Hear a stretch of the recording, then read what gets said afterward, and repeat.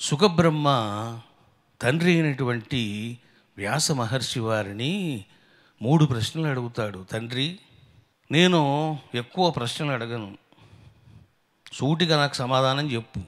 అసలుకు వేదాలలో కీర్తించబడిన స్తుతించబడినటువంటి పరమ దైవము ఎవరు? ఏమంటాడు? కో దేవః సర్వవేదేషు. తండ్రి, కో దేవః సర్వవేదేషు. ఎవరు వేదాలలో, చతుర్వేదాలలో స్తుతించబడినటువంటి దేవదేవుడు ఎవరు? సర్వేశ్వరుడు ఎవరు? ప్రధానమైన దేవుడు ఎవరు? ఇక రెండవ ప్రశ్న ఏమిటిదంటే, ఈ సర్వదేవతలంతా ఎవరిలో కొలువై ఉన్నారు? కస్మిన్ దేవాచ్య సర్వశః.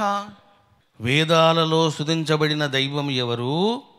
ఎవరిలో సర్వదేవతలు ఉన్నారు? ఇప్పుడు 3వది క్వశ్చన్ అడుగుతాడు.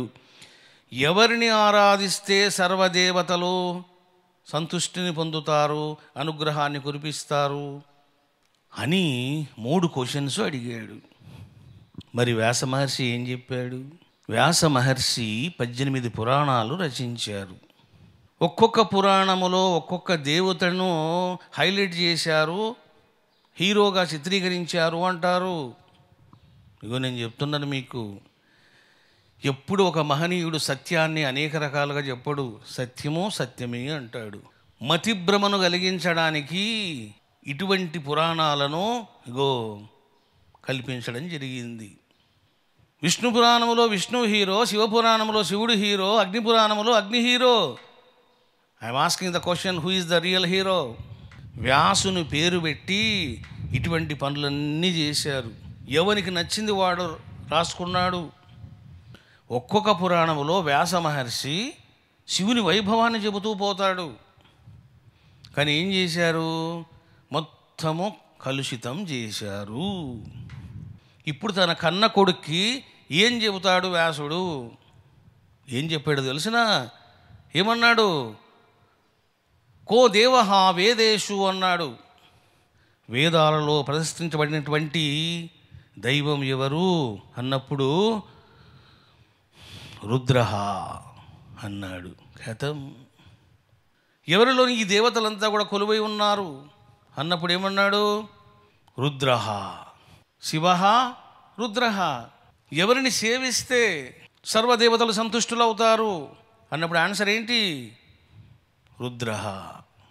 కాబట్టి అకార్డింగ్ టు వేదం, అకార్డింగ్ టు వ్యాస మహర్షి, ఎవరయ్యా దేవదేవుడు? రుద్రుడే దేవదేవుడు, శివుడే దేవదేవుడు. ఈ సత్యం తెలుసుకోకుండా పిచ్చెక్కి కోతి చేష్టలు చేస్తూ, పనికి మాలిన వ్యాఖ్యానాలు ప్రచారాలు చేస్తూ మనుషుల్ని గందరగోళం ఎవడైనా చేశాడు అంటే బాగా తెలుసుకోండి, వాడు వేదజ్ఞాన విహీన. అది వేదజ్ఞాన శూన్య. వేదం తెలియదు వాడికి.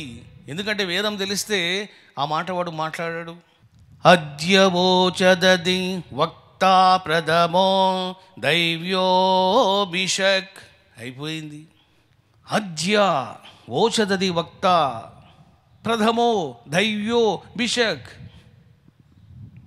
ఎవరతడు? రుద్రః శివః.